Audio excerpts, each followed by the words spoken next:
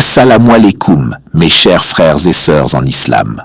Vous savez, il y a des moments dans la vie où nous rencontrons des personnes qui changent notre destinée à jamais. Mais que se passe-t-il lorsque ces rencontres ne sont pas dues au hasard? Et si, derrière chaque rencontre, chaque relation, se cachait la volonté divine d'Allah qui nous guide vers ceux qui complètent notre parcours spirituel et personnel? Dans cette vidéo, nous allons explorer comment Allah, dans sa sagesse infinie, orchestre les relations et les rencontres dans nos vies. Nous parlerons des signes subtils à reconnaître, des épreuves à traverser et de comment chaque rencontre a un but divin. Rien n'est laissé au hasard, tout est sous le contrôle d'Allah. Oh Allah, guide nos cœurs vers ceux que tu as destinés à croiser notre chemin, qu'ils soient une source de bien et de bénédiction dans nos vies.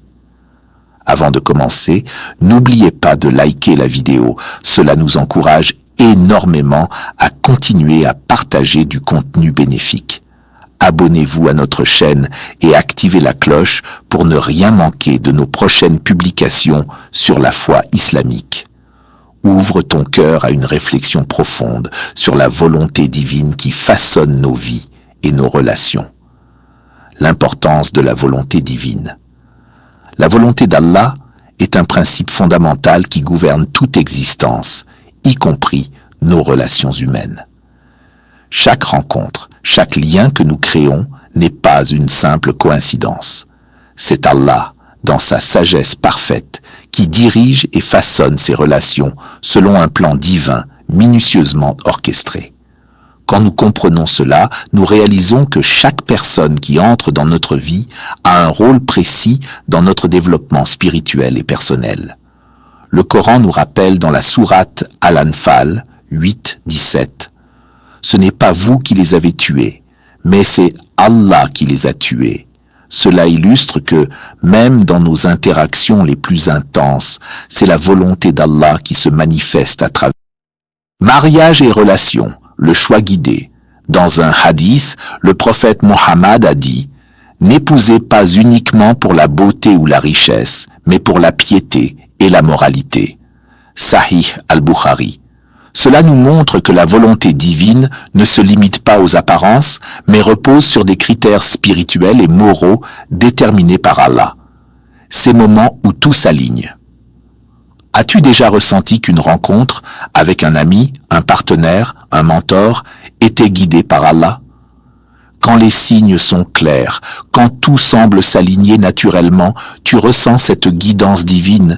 Nous explorons ici comment Allah nous guide, même dans les relations les plus personnelles, pour nous rapprocher de notre destinée. Signe avant une rencontre divine. Les rencontres divines ne se produisent pas toujours de façon évidente. Elles peuvent venir sous forme de signes subtils, de changements de vie ou de coïncidences improbables. Parfois, Allah nous prépare à ces rencontres en nous faisant traverser des épreuves, une solitude ou une perte. Puis, il envoie cette lumière, une personne clé, à un moment précis. Le Coran dit dans la sourate At-Tawbah 9:51, « Rien ne nous atteindra sauf ce qu'Allah a prescrit pour nous. Il est notre protecteur. » Exemples inspirants. Imam al-Ghazali, en pleine crise spirituelle, a rencontré des soufis qui ont transformé sa vie, un tournant divinement orchestré. Le prophète Muhammad, à 25 ans, rencontra Khadija, qu'Allah l'agrée dans des circonstances improbables, une rencontre essentielle pour sa mission prophétique. Surmonter les obstacles avant la réunion divine.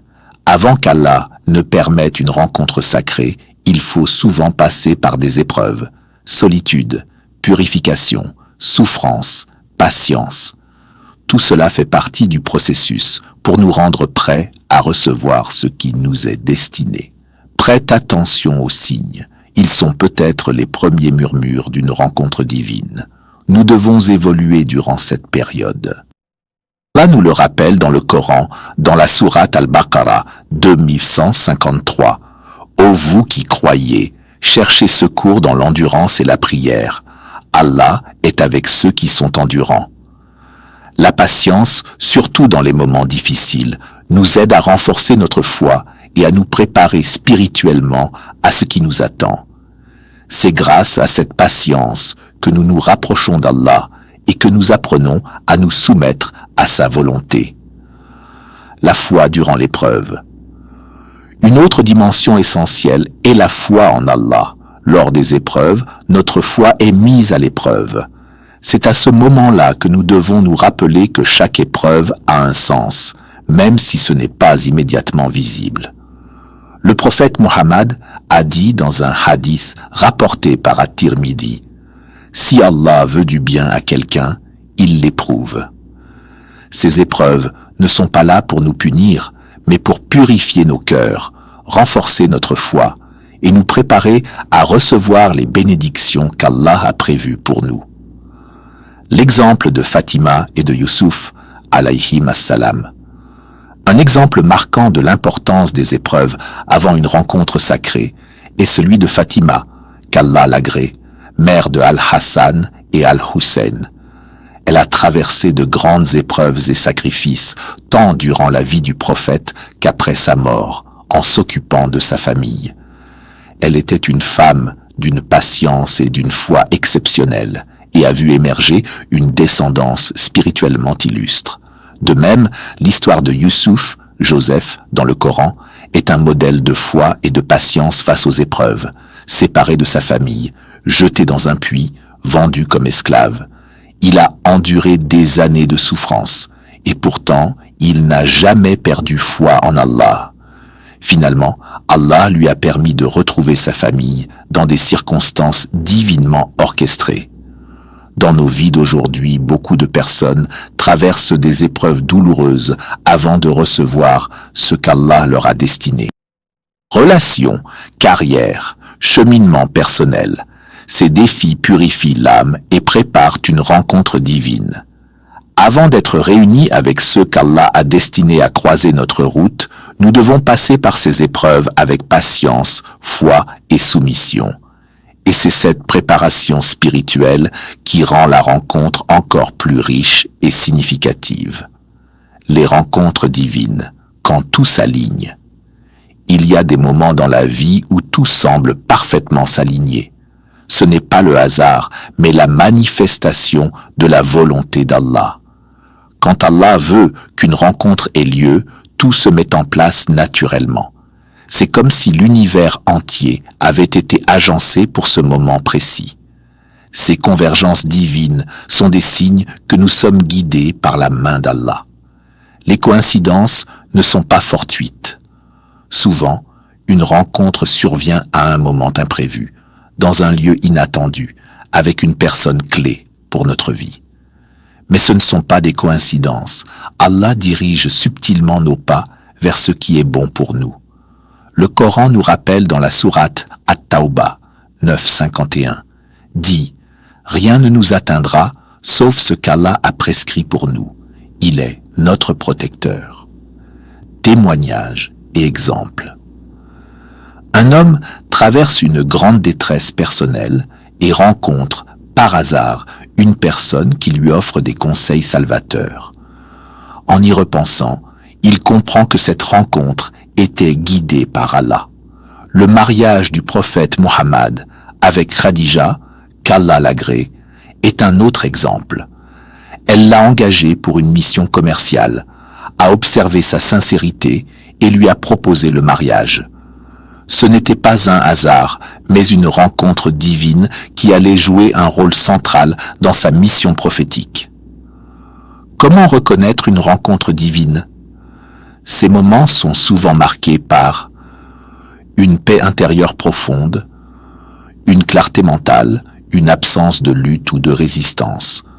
Même un petit geste, une simple discussion peut prendre un sens immense avec le recul. Les effets spirituels d'une rencontre guidée par Allah.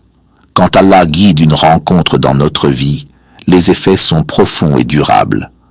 La relation devient un moyen de renforcer notre foi, de profondément faire confiance à Allah et de nous rapprocher de lui. La paix intérieure est l'un des premiers signes spirituels de cette rencontre.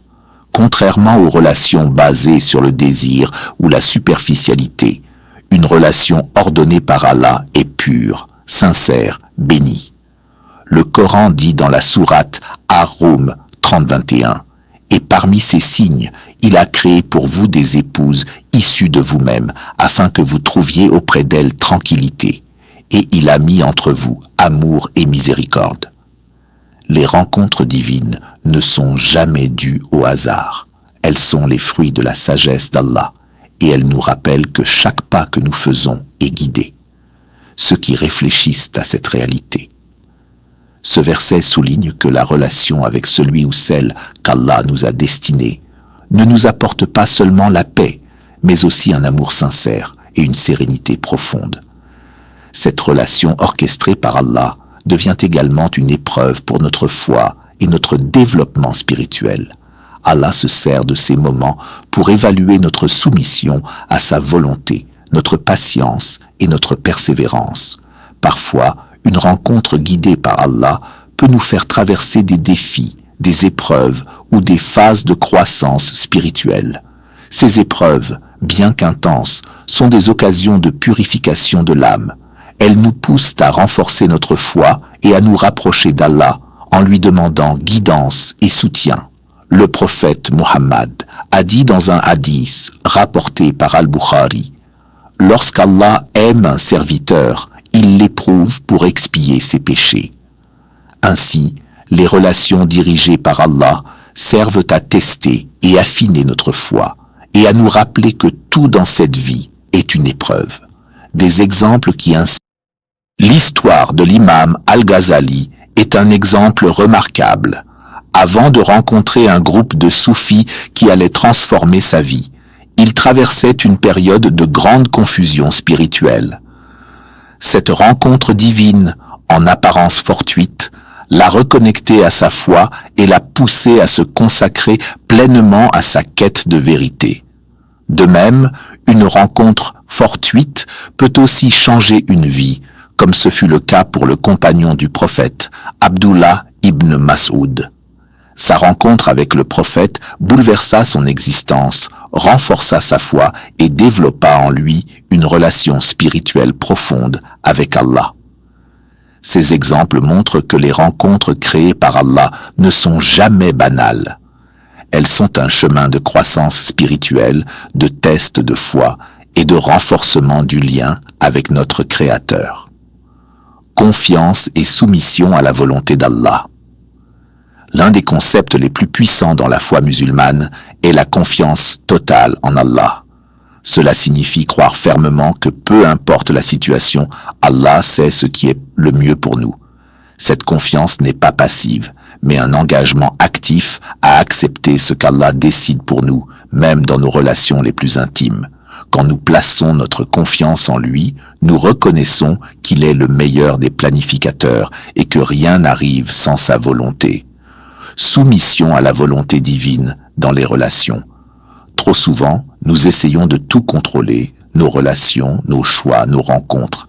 Mais Allah nous enseigne que la vraie paix vient de la soumission à sa volonté.